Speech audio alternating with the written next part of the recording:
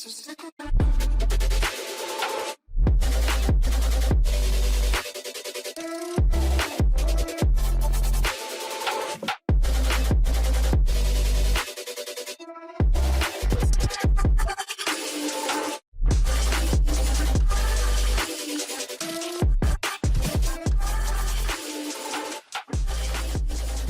freaking way.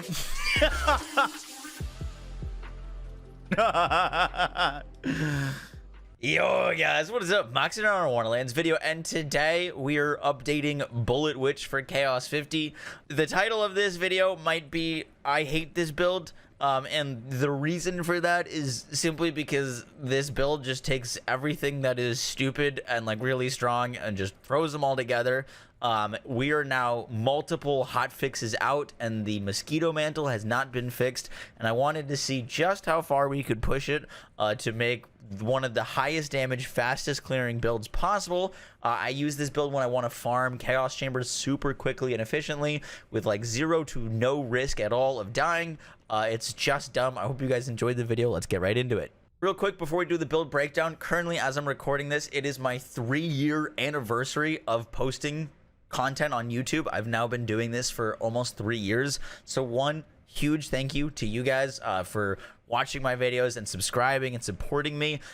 Second, I am live now on Twitch. We're doing a subathon, and I am giving away Ultimate Collector's Editions of BioShock, The Quarry, Borderlands 3, Wonderlands, Tribes of Midgards. I've got a Intel 12 700K CPU to give away. We've got tons and tons of things, so if you're looking to come hang out, support, and win some prizes, I will have a link down to my Twitch stream in the description. I just wanted to say one, thank you guys, and two, if you want to come out and hang out on the stream, I really do appreciate that. All right, let's get into this build. So not too much has changed from this build from Chaos 35 to Chaos 50, but we did mess around with a few new things. So the goal of this build, the idea behind it, is that we are going to be using guns with Spell Shot and Stabomancer when we're using Sever the Thread. Gun critical hits have a chance to instantly reset all spell cooldowns. We're using From the Shadows with that to constantly reset our cooldowns, and we're using, this isn't like the most creative or the most like fun build, it's just one of the strongest. We're using a Buffmeister, which is going to be up at basically 100% of the time, because we're constantly going to be critting, and we're going to be constantly getting that movement speed, that damage increase from Sever the Thread, and constantly critting. Next up, we're using 6 out of 3 magic bullets. This is going to give us a ton of gun damage and make our shots hit even harder. We're pairing that with big increases to fire rate, big increases to our reload speed, big increases to our cooldown, extra damage on our weapon. We're going to be moving around with more status effect damage duration, stacking exploit their weakness to do even more damage on targets, arsenal just for more gun damage, sneak attack for more critical hit chance, and elusive so that we take less damage while we're running around, as well as more movement speed. You're very, very mobile on this build, and we're also going to be focusing on dark magic to give us a lot of the healing that we need. Note, you do not need to use glass cannon. You can use mage armor if you'd like on this. Just for bossing, I don't spec mage armor, but for general play, it's nice to have this point into mage armor if you're not trying to like absolute min-max your survivability. But if we're in From the Shadows all the time and we're using dark magic, we actually survive pretty well without mage armor and going into glass cannon. For our gear, the number one like must-have weapon is the Ruby Spite. The Ruby Spite in its secondary firing mode, if you're holding the gun and you see its aim down sight is together, it is not in its highest damage mode. If you change firing modes and change it so the sight is now apart, it'll actually deal more damage. It's a ton more damage. And as you get kills with this weapon, you're going to increase its fire rate so that it turns from a semi-auto into just a crazy fast firing gun that has projectiles that seek enemies out. I'm using it with the reload From the Shadows so that I'm always in From the Shadows, because trust me, we do not need any more damage. And this is the main weapon I use. For bossing, I use a casual sword explosion with the dark magic increase while our action skill is active.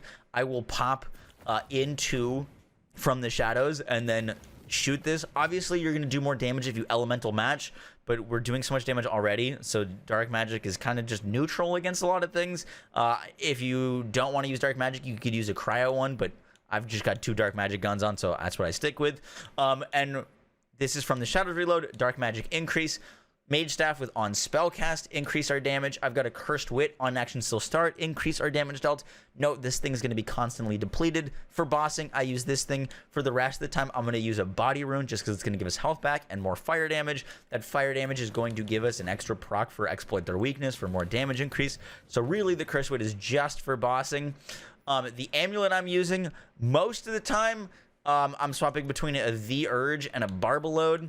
I don't have quite as good of a Barbalode as I do the Urge, but Barbalode is really, really good with the Ruby Spite because as you shoot these bolts out, they are going to ricochet. And that's kind of a new thing with this is Ruby Spite will work with the Barbalode.